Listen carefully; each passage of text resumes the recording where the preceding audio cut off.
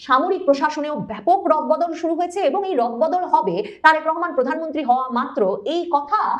যখন জানাই ছিল তখন থেকে কিন্তু ওয়াকার বাহিনীর ভেতরে একটা উদ্বেগ শুরু হয়েছিল যে ওয়াকার কি টিকে যেতে পারবেন, ওয়াকারের সাথে আসলে সম্পর্কটা কেমন তারেক রহমানের, সেনাপ্রধান ওয়াকারুজ্জামানের সঙ্গে সম্পর্কটা ভালো না হলে, সেনাপ্রধান ওয়াকারুজ্জামান যদি টিকে না যান তাহলে যে নড়বড়ে পরিস্থিতি সৃষ্টি হবে সেটা আসলে দেশের জন্য কতটা ভালো হবে, কিংবা সেনাপ্রধান ওয়াকার যদি বা টিকে যান তার ঘনিষ্ঠ ব্যক্তিদেরকে যদি তার আশপাশের বলয়ে না রেখে তারেক রহমান তার ঘনিষ্ঠ ব্যক্তিদের কিংবা ওয়াকার বিরোধী যে গোষ্ঠীটি আছে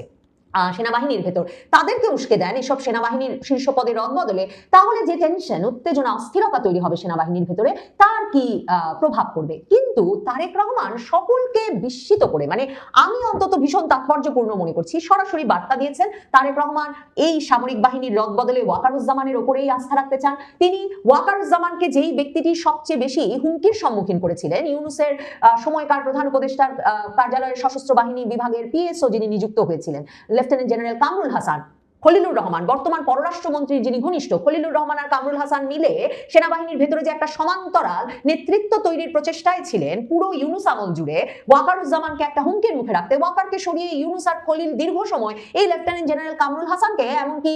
সেনাপ্রধান নিয়োগ করতে চেয়েছেন। তারেক রহমান এসেই প্রথমেই এই লেফটেন্যান্ট জেনারেল কামরুল হাসানকে সামরিক বাহিনীর দায়িত্ব থেকেই এক রকমের অব্যাহতি দিয়ে পররাষ্ট্র মন্ত্রণালয়ে ন্যস্ত করে দিয়েছেন। তারেক রহমান ডিজিএফআই এর যিনি প্রধান ছিলেন তাকে সরিয়ে দিয়েছেন। তার মানে সেনা গোয়েন্দা সংস্থা ইউনূসের অধীনে, সেনা গোয়েন্দা সংস্থা সবসময়ই প্রধান নির্বাহীর অধীনে পরিচালিত হয়, যেভাবে চলছিল তাতে তিনি সন্তুষ্ট ছিলেন না, সেটা পরিষ্কার করেছেন। সেনাবাহিনীর দ্বিতীয় সবচেয়ে গুরুত্বপূর্ণ পদ হিসেবে যেটাকে দেখা হয় চিফ অফ জেনারেল স্টাফ পদ, সিজিএস পদ, সেখানে তিনি ওয়াকারুজ্জামান যাকে নিয়োগ দিতে চাইছিলেন জানুয়ারির পর থেকে ইউনূস আর খলিলের প্রতিরোধের মুখে পাচ্ছিলেন না, সেই মাইনুর রহমানকে নিয়োগ দিয়েছেন। এই প্রত্যেকটি কাজ করে তিনি ওয়াকারুজ্জামানের প্রতি তার আস্থা পুনর্ব্যক্ত করেছেন, প্রতিষ্ঠা করেছেন। শুধু তাই নয়, সর্বশেষ আবার যে রদবদলগুলো ঘটলো, যেখানে তিনি কিউএমজি পদে শাহিনুল হককে নিয়ে এলেন এবং কিউএমজি পদে শাহিনুল হক এলেন এনডিসি থেকে, এনডিসি সেনাবাহিনীর ভেতরের প্রশিক্ষণ কেন্দ্রের মতো, তো সেখান থেকে তিনি নিয়ে এলেন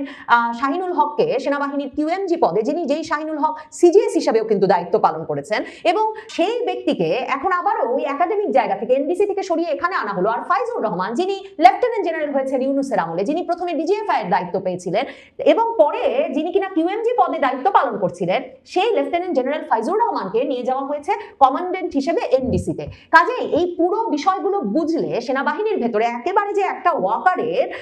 মানে সর্বত কমান্ড প্রতিষ্ঠার প্রতিশ্রুতি ব্যক্ত করেছেন এবং বার্তা ব্যক্ত করেছেন নবনির্বাচিত প্রধানমন্ত্রী তারেক রহমান, তাতে কোনো সন্দেহ থাকে না।